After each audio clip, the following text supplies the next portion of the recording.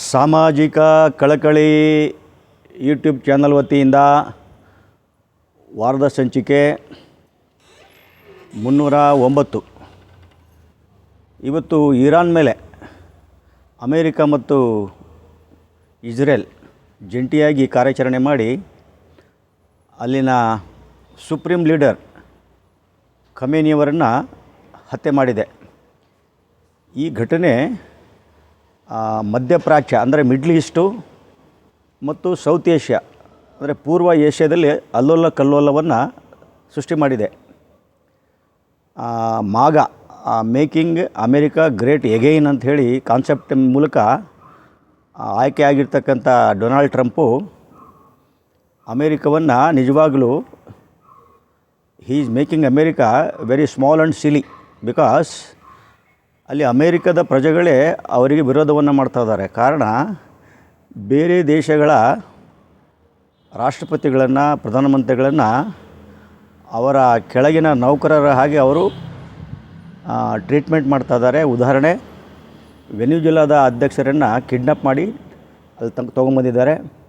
ಆಮೇಲೆ ಹಿಂದಿನ ಅಧ್ಯಕ್ಷರುಗಳು ಕೂಡ ಈ ಸಣ್ಣ ಪುಟ್ಟ ದೇಶಗಳ ಅಧ್ಯಕ್ಷರುಗಳನ್ನು ಬೆದರಿಕೆ ಹಾಕಿಬಿಟ್ಟು ಅವರನ್ನು ಒಂದು ಸಾಮಂತ ರಾಜರ ಥರ ಟ್ರೀಟ್ಮೆಂಟನ್ನು ಮಾಡಿದ್ದನ್ನು ನಾವು ನೋಡ್ತಾ ಇದ್ದೀವಿ. ಇದಕ್ಕೆ ಸಂಪೂರ್ಣವಾಗಿ ಇಸ್ರೇಲ್ ಸಾಥ್ ಕೊಡ್ತಾ ಇದೆ.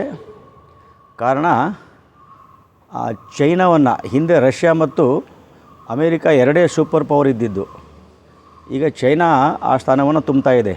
ಯಾವುದು? ರಷ್ಯಾದ ಸ್ಥಾನವನ್ನು. ಆ ಚೈನಾವನ್ನು ವೀಕ್ ಮಾಡಲಿಕ್ಕೆ ಅಲ್ಲೇನು ಮಿಡ್ಲ್ ಈಸ್ಟಿಂದ ಎನರ್ಜಿ ಅಂದರೆ ಈ ಪೆಟ್ರೋಲು ಡೀಸೆಲ್ ಏನು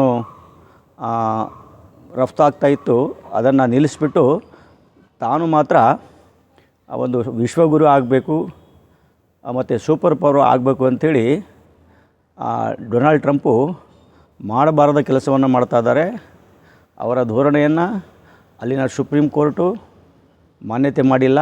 ಉದಾಹರಣೆ, ತಾರೀಫ್ ವಿಚಾರದಲ್ಲಿ ಬೇರೆ ದೇಶಗಳಿಗೆ ಏನು ತಾರೀಫನ್ನು ಹಾಕ್ತಾಯಿದ್ರು ಅವರು ತೆರಿಗೆಯನ್ನು, ಅದನ್ನು ರದ್ದುಪಡಿಸಿದೆ.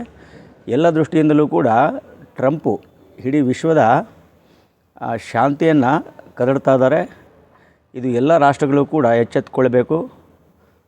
ವಿಶೇಷವಾಗಿ ನಮ್ಮ ಸಾರ್ಕ್ ಕಂಟ್ರಿಗಳು, ಏನು ನಮ್ಮ ಇಂಡಿಯಾ ಮತ್ತು ಸುತ್ತಮುತ್ತಲಿನ ದೇಶಗಳು, ಇದು ಡಿಕ್ಟೇಟರ್ಶಿಪ್ಪು, ಆಟೋಕ್ರಸಿ ಒಳ್ಳೆಯದಲ್ಲ. ಇದು ಇವತ್ತಿನ ದಿವಸ ಯುನೈಟೆಡ್ ನೇಷನ್ಸ್ ಸೆಕ್ಯೂರಿಟಿ ಕೌನ್ಸಿಲಿಗೆ ಅಂದರೆ ಭದ್ರತಾ ಮಂಡಳಿಗೆ ಭದ್ರತೆ ಕೊಡಬೇಕಾದಂಥ ಪರಿಸ್ಥಿತಿ ಉದ್ಭವ ಆಗಿದೆ. It is A very bad news. ಇದು ಆಗಬಾರ್ದು.